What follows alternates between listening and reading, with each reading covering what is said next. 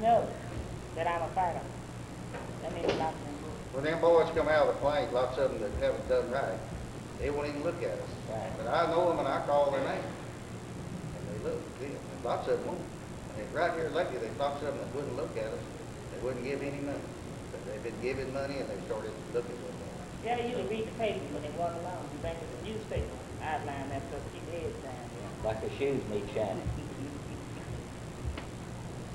And that is what's going to make us win, the workers that we have inside the plant, and the victors, not the victims. We are the victors outside the plant. I think when we unite, we have a victory. Carol Butler, President of Local 848. We went into negotiations a year ago with the intent of coming out with a reasonable contract like we have in the past 30 years. And it became apparent that the company had different ideas, that they had a takeaway program for their proposal. And they did not change in any form or fashion the whole time we were in negotiations, and ended up implementing their proposal. Jerry, do you have anything else to add? Well, I'm Jerry Tucker, and I'm the Assistant Regional Director. And the only thing that I could add to that, Carol, is the fact that as we sat down to negotiate with the company, it became obvious early that they were going to try to do something outside of the standard aerospace pattern. Now, this happened just at about the time the McDonald's Douglas strike had just ended. And it was pretty obvious to us that there was a serious takeaway proposal on the table, and it was obvious when it stayed that way. The decision of the local union and the international together not to strike at the time of the exploration was consciously made. A determination to at the same time reject out of hand the company's offer was consciously made. And we developed a strategy of internal resistance, a fight back using concerted activities, and basically the resistance to membership. Now that program is going on now. It's been a year since we began that program. It's worked reasonably well. It's not been a perfect program, but on the other hand, it's kept the company from succeeding in engineering one of the great takeaways of this round of aerospace bargaining. The balance of the aerospace industry is now completed bargaining. Almost all of the major contracts, Rockwell, Martin Marietta, Bell Helicopter, which we had great difficulties with in the same area of the country last summer, they're all finished. All of those are responsible contracts. The COLA's in place. The health care is left untouched. And the kind of conditions that this company's been trying to force on these workers don't exist in those contracts. So here at Vought, the fight goes on. The strategy of the union at this time is to carry forward the resistance to the point that the company comes back to the bargaining table. We see that happening in the very near future, and we're going to attempt to negotiate on these very difficult questions, COLA and healthcare. And if the company has any basic sense of direction, they're going to take it very seriously. We've also got the discharge workers that we're very much concerned about, and they are priority number one. I think it would be tempted to force you into situations.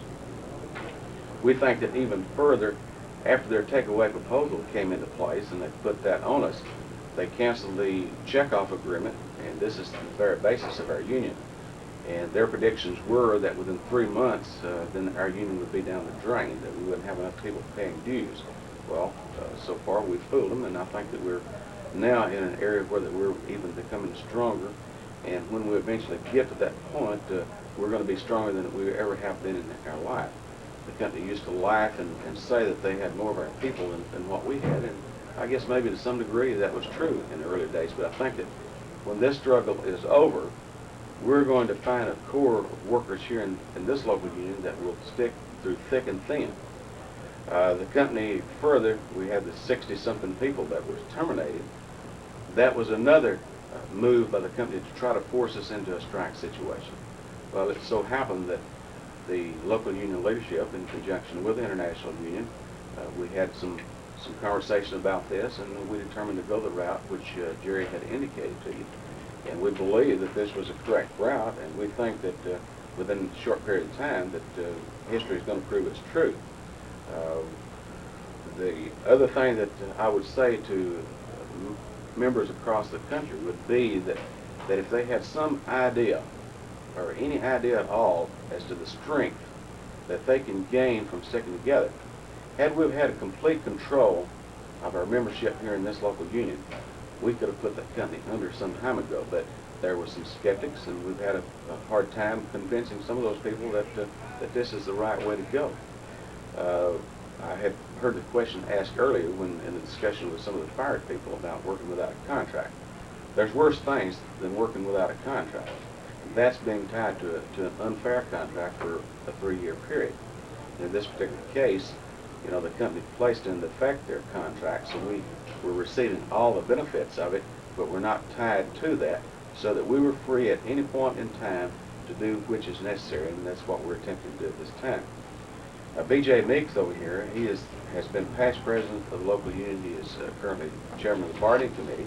He's also served as a night shift committeeman during the last 3 years prior to his election as chairman. And he was set through all these negotiations. He set through some previous negotiations. And I think that he can give you some further insight into the history of this local union and the problems that we're encountering now, and how it was different now than what it was several years ago. Thank you, Roy. Yeah, it just happens today that I have 29 years with the company, and in the past, this local has always been able to negotiate a fair and just settlement with the company, but from the start of our negotiations, we saw that the company was up to some dirty trick, and it turned out that they implemented the proposal that they had placed on the table from the first day. But I would like to respond in a different type of matter, especially for the leadership of other local unions. We find it difficult sometimes that we have to carry on our everyday business as leaders of the local. We got our jobs as president or chairman or committeeman or whatever. But also with those jobs that we have to do every day, we find ourselves spreading ourselves into other areas with the victims, the problems that they have, extra paper handouts, solidarity collections. We've had several fundraising situations that we've tried to raise money.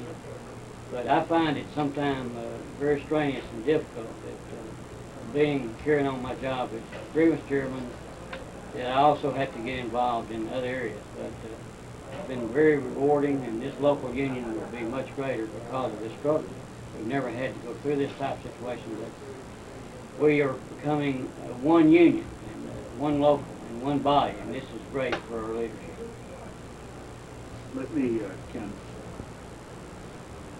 let me raise another question with you on how important and significant the struggle here at LTV what is. You know, throughout the aerospace industry, in fact, throughout the UAW and industrial unions all across the country, there's been just a passion on the part of corporate America for concessions, whether they need them or not, in the last couple of years. Some of it's been certainly augmented by the Reagan administration in Washington, and it's being abetted by the Labor Department, and the corporate community is just having a field day with collective bargaining all across the country. What makes this struggle so important is that these workers, as imperfect as it's been, as has been described here today, with the background of not having to fight in the past, these workers have determined not to let the company just do what it wants to do.